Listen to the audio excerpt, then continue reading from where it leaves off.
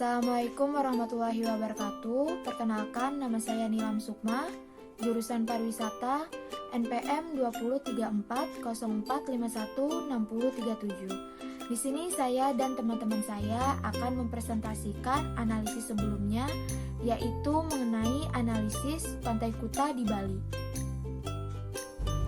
Assalamualaikum warahmatullahi wabarakatuh. Perkenalkan, nama saya Veronica Agustin Saputra dengan NPM 203404516062. Perkenalkan, nama saya Rika Metania dari Fakultas Ekonomi dan Bisnis dengan nomor NIP 20340451673. Saya Febri Fatima Zahra dengan NPM 203404516043.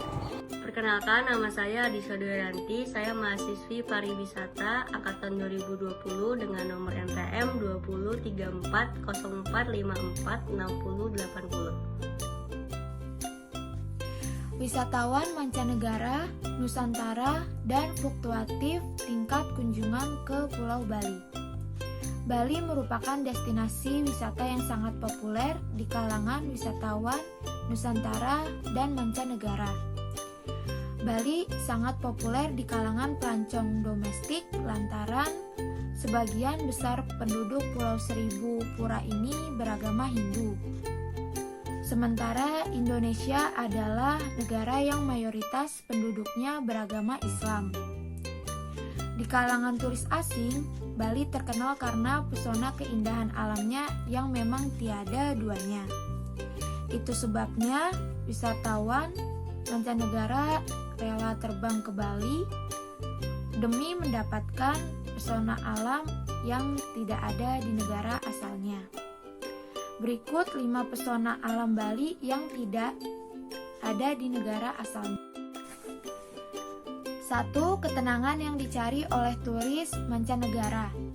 Bali atau dikenal dengan nama Island of Good terkenal akan sisi religinya.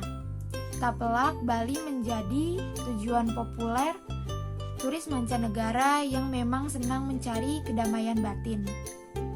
Tentu hal ini sangat baik dalam mendukung sektor pariwisata Bali itu sendiri. 2. Infrastruktur yang sudah memadai. Salah satu faktor pendukung pesatnya pariwisata di sebuah daerah adalah infrastruktur.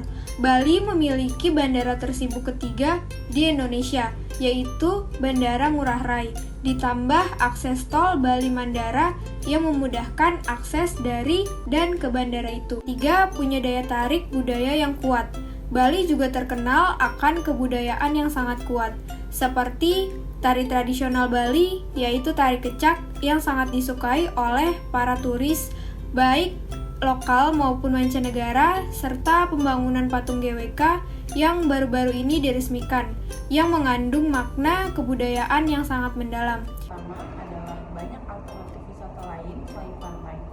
Bali boleh jadi tersorot akan pantai-pantainya yang eksotis. Namun bukan hanya pantai saja yang ditawarkan oleh Bali.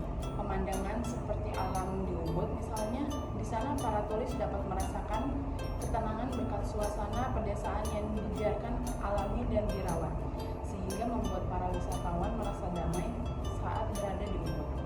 Dan yaitu beragam akomodasi yang penuh opsi. Salah satu pariwisata yang sangat mendukung adalah hotel atau tempat penginapan bagi para turis. Bali memiliki banyak sekali tempat akomodasi, mulai dari hostel hingga hotel atau resort berbintang. Tingkat kunjungan ke Kuta Bali sejak tahun 2010. Tren Wisman menunjukkan kenaikan, sementara tren wisatawan domestik cenderung fluktuatif. Jumlah wisatawan baik mancanegara dan domestik yang berkunjung ke Bali pada 2018 mencapai 15,83 juta wisatawan. Jumlah tersebut terdiri dari wisatawan domestik sebanyak 9,8 juta atau naik 11,7% dibanding tahun sebelumnya. Sementara, wisatawan mancanegara atau Wisman juga naik 6,54% atau mencapai 6,1 juta wisatawan. Pada 2020, kunjungan Wisman hingga Oktober mencapai 1,1 juta.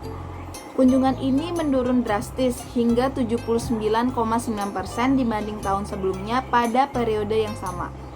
Hal ini dikarenakan pandemi COVID-19. Analisis SWOT di Kuta Bali. Strength. 1. Keadaan alam yang masih indah. 2. Kaya akan alam bawah laut yang indah dan masih alami. 3. Ombak yang baik untuk aktivitas water sport surfing. 4. Keindahan alam yang terdiri dari panorama sunrise dan sunset serta keindahan lautnya. Kemudian, keunikan tradisi dan budaya masyarakat lokal yang tergolong unik serta sikap ramah dan tamah masyarakat lokal. Weakness. 1. Kurangnya kemauan masyarakat untuk menjaga kelestarian lingkungan maupun kebersihan lingkungan sekitar.